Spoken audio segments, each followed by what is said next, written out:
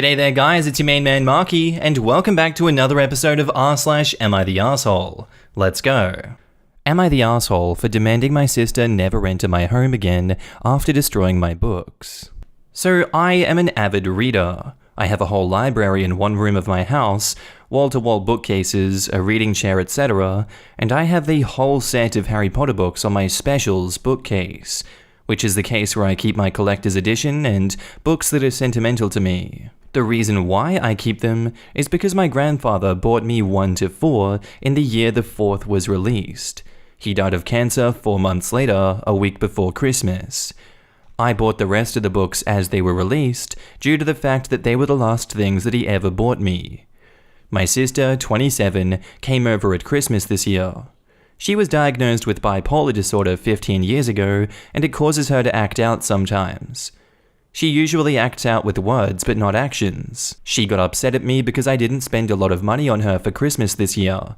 I bought her a pair of PJs, some headphones, a phone case, 3 pairs of Lululemon yoga pants, and a pair of slippers. It seems that it was one of her off days because she yelled at me, called me a kun and a buh, and said that I don't care about her.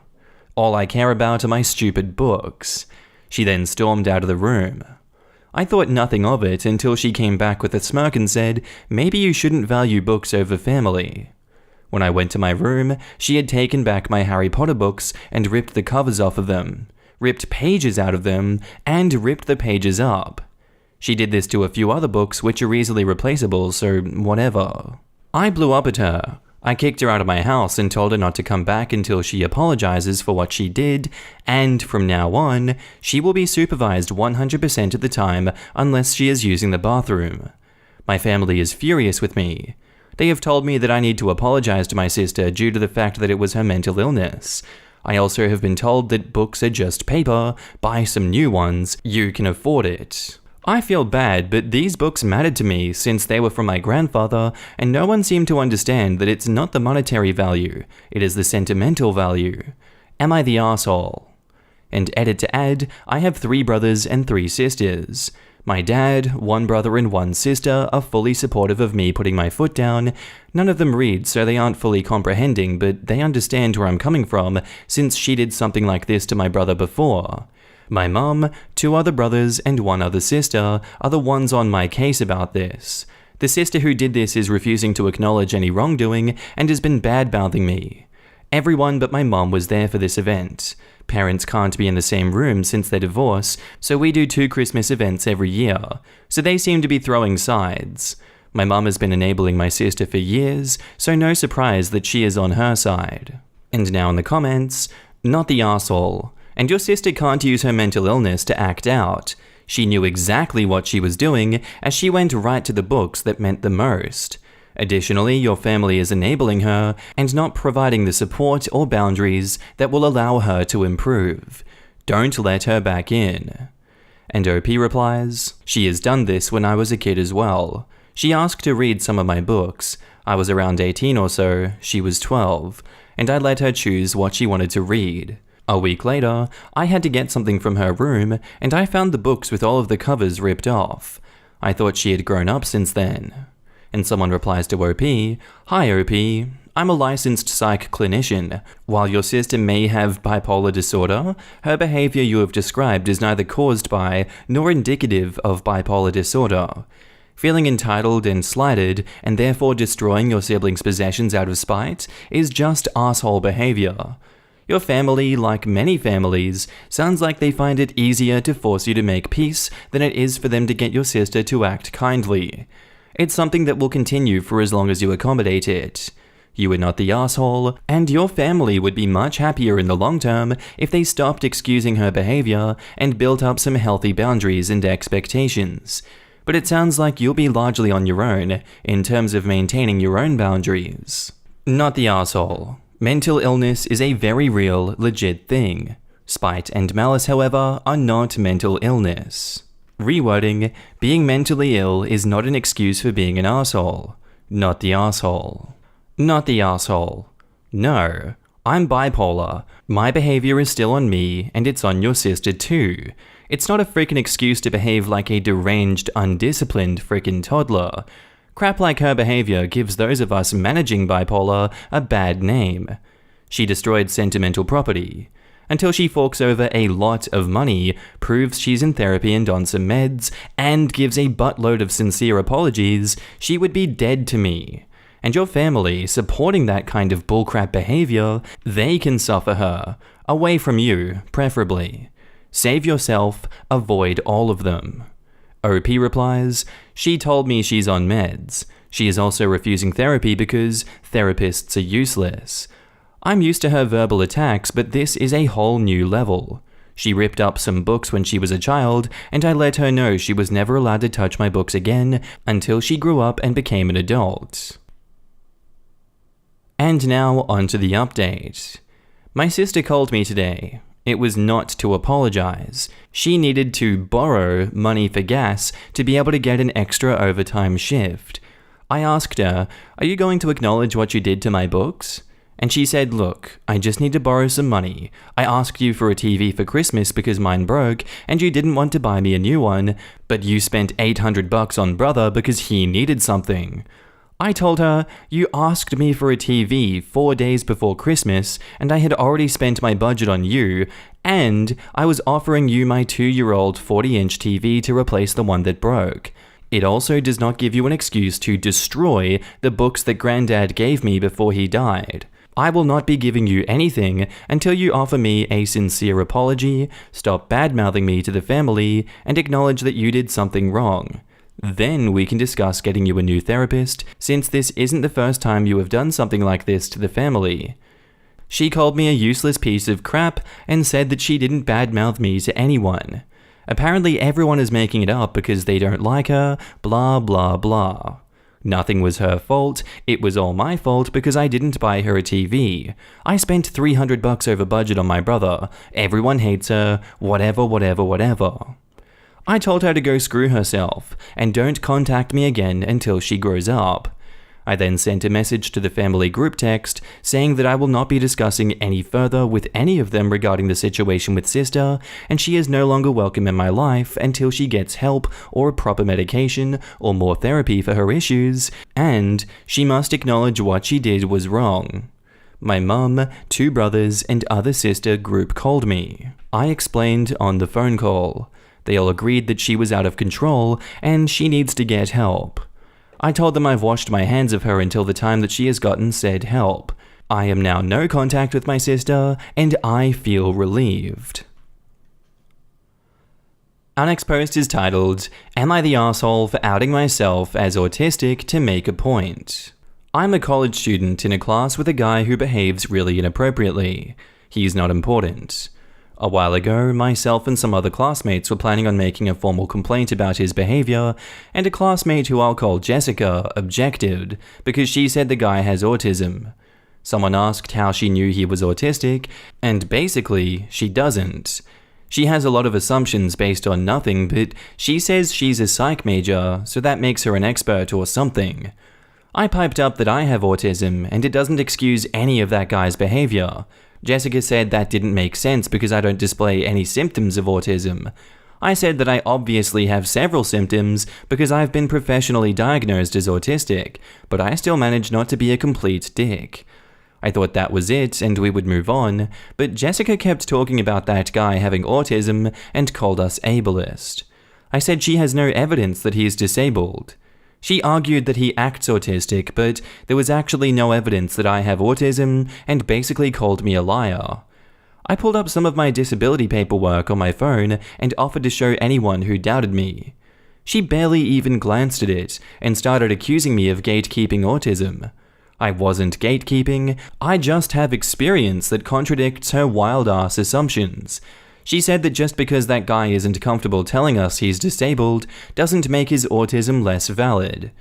No one except for her ever said that guy is autistic. She hasn't even talked to him about it. She just expects us to take her random diagnosis of this guy as gospel. I was pissed all the way off at that point and said she's just a psych major at a community college and doesn't know what the F she's talking about, and then I left. Now I just ignore Jessica completely. So recently, as disciplinary steps are being taken against that guy, Jessica has apparently made claims that I bully her and how it was inappropriate to just tell everyone that I have autism. She says I made people uncomfortable and that I put pressure on other disabled students to disclose their private information. The professor is trying to sort out all of the class's grievances and asked that I apologize. I refused because I think that's bullcrap. I haven't bullied Jessica. I just don't talk to her. She's the only one who's had a problem with me saying I'm autistic, and that's because she's mad that I didn't agree with her. The professor said that because of my autism, I have to seriously consider that I might be in the wrong, even if I don't immediately see how I could be. So here I am. Am I the asshole for disclosing my disability status, telling Jessica that she didn't know what she was talking about, and refusing to speak to her? Edit. I forgot to mention, I eventually did ask that guy if he had autism or ever told anyone that he did, and he said, I am not a frickin' arsler like you, and if I was, I wouldn't frickin' tell anyone. And now in the comments, everyone is making this complicated. You asked a student to stop diagnosing other classmates with autism without being qualified to do so, because it offended you as an actual person with autism. She is now retaliating against you because of it. Go as high up the chain as you can and file a grievance for harassment, and tell her frickin' psych professor that she's diagnosing people with autism without any clinical interaction. If she wants to work in that field, she doesn't want to lose her license for malpractice before she even gets it. And edit, I was so outraged I forgot to render verdict, not the arsehole. And double edit, instead of asking, you should have just straight up told that guy, hey, you know Jessica is going around telling your classmates that you're autistic? That would have had a much better result directed at the actual offender, not you. And OP replies, thank you, I will definitely take that advice. Also, don't forget the whole you don't act autistic bit. She seems to have a very biased, incorrect, and dare I say bigoted view of what autism is. She's not only randomly diagnosing people, she's also rejecting legitimate diagnoses because they don't fit some mold, which to be honest sounds grossly offensive in this specific case. You are not the asshole. Take this higher than your professor because they are being ableist. Jessica shouldn't be diagnosing anyone with anything. It is purely unethical and should be brought up to your school's ethics board. And OP says, I think you're right. Thank you. Not the asshole. You're ableist? That's rich, when she doesn't even want to acknowledge your diagnosis. She doesn't feel bullied, she's embarrassed. She wanted to appear in authority, and you proved she doesn't know an arsehole from an elbow, which is the reason that you should just ignore her. As a side note, your professor is also being an arsehole. They are trying to use your disability to manipulate you into making their life easier. And OP replies, thank you. I really didn't realize how shitty my professor was being until people started pointing that out. I just kind of assumed they would always do what was best for the class. And now back up to the post, we have edit 2. Thank you for all of the insight and advice. I really didn't realize how shitty our professor was being until some of you guys pointed it out. I just assumed they would always do what was best for the class, but now I understand that that isn't the case here. I've also learned that the professor let that guy cause trouble way longer than they should have. I truly have no idea why he let this get so out of control. I emailed some people last night. My mentor, my disability advocate, and the Disabled Student Union president have gotten back to me already. I have been advised not to bother attending or doing homework for that class until this is resolved. And to edit 3, the professor sent me an email saying that I created a hostile learning environment and he's ejecting me from the class and he's reported me to the dean for abusive behavior. I just forwarded it to my disability advocate. I had a wee bit of a panic attack, but I'm okay now. And now onto the update. Hey y'all, I really can't thank you enough for your advice. If it weren't for you guys, I wouldn't have realized who the real asshole was. The night I posted, I emailed my mentor, a different professor in another department, about what was going on. She went and confronted him in person that morning. My mentor must have scared him because he decided to kick me out of the class and frame me as the problem student immediately after talking to her. He also tried to use Jessica as a witness against me. Their story was that I was abusive and disruptive, and using my autism and the threat of reporting people to disability services to intimidate them and get away with it. He claimed that the only reason he didn't report me sooner was that he was trying to be considerate of my disability. The professor didn't know that I had already contacted the dean, so when he came in with his version of events, it immediately looked like he was retaliating against me. It also didn't help his case that, unlike him, I had never had any complaints before. At the same time he sent the email kicking me out, he sent the other students an email telling them not to get involved without his permission. Before, whenever anyone in the class said anything about wanting to talk to other staff or admins, he would lie or guilt trip them into dropping the issue or letting him handle it for them. He said that they didn't know the whole story and they would get in trouble if they didn't stay out of it. I have friends in the class, and when I told them what was going on, they dropped it in protest and started coming forward with their own stories and proof. As of Monday, the class is being taught by a substitute. The whole thing is still being investigated, but I think it's safe to say he won't be back. Here are some other details that I didn't have time to get into or came to light after my original post. About that guy, I was acquainted with him before the semester started. He already knew that I had autism, and never gave me any reason to believe that he had it too. That's why I was immediately skeptical about Jessica's diagnosis. That guy just thinks being the worst is funny. He's a dick, plain and simple. He had multiple behavior complaints against him from other classes in the beginning of the year. Ours was the only class he was still acting like that in because the professor never tried to stop him. He has been actively bullying Jessica online and in person because he doesn't like her telling everyone that he's autistic. He sided with us and told administration that Jessica is a liar, and the professor has been sending him nudes and trying to get in his pants since the first week of school. He only told me that on Saturday. I had no idea, and now I kind of feel sorry for him. It doesn't seem like the admins are going to punish him because of how messed up that was. About Jessica, Jessica isn't really a psych major. This is her first semester, and she's not in any psychology classes. She has a big weird crush on that guy, which is understandable. Dumpster fire personality aside, he's really hot. I think she made up the autism thing to protect him and thought that he would be grateful to her for it. She seems to think she can change him or win him over, but Jessica isn't conventionally attractive, and that guy's not really the type to overlook someone's appearance.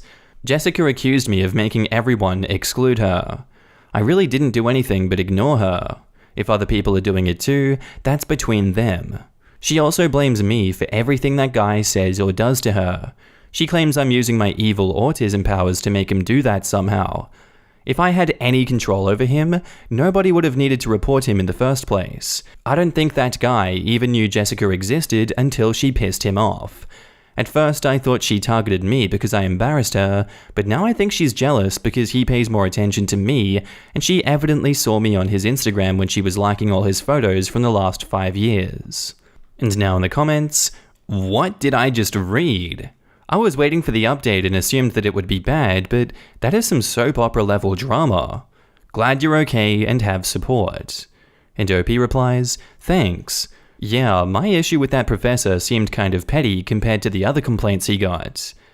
I'm glad you helped bring this creepy behavior to light. Who knows how many students he sexually harassed previously and would have harassed in the future. OP says, that part still really freaks me out. I don't actually know how many people the professor was harassing. Somehow he made everyone doubt themselves so much that no one felt like they could talk about what he was doing to them, except for maybe that guy. He was planning to blackmail the professor for better grades all along, but then he decided to just expose him for personal reasons. Lamau? That guy really is that guy. He's obviously a total asshole, but I've got to give him some credit and a slow clap. And OP says, he's certainly very proud of himself now. He keeps comparing himself to Helen of Troy. You know, the one who was so hot that guys started a whole war over her? That Helen of Troy? Evil autism powers is hysterical. You need to make up a superhero name now and just start introducing yourself with it. I'm glad it all worked out and your professor was outed as the lying liar. You didn't deserve all of this drama and hostility. Somehow, even with that guy being a clear asshole, I still felt bad for him too. No one deserves a professor, or anyone in authority, sending them nudes, asking for sex, and not taking no for an answer. Then he also has a fellow student creeping on him too, being protective and weird, spreading falsehoods about him. Good on you for how you handled this from start to finish, and good luck with the rest of your semesters and finals next month. And OP says, thanks, I've learned a lot from this. Alright, and that's where I'm going to end the stories for today, guys. I do hope you enjoyed, as always. If you have, leave a like. If you dislike, just leave a like anyway. But without further ado, I will see you in the next episode. Bye!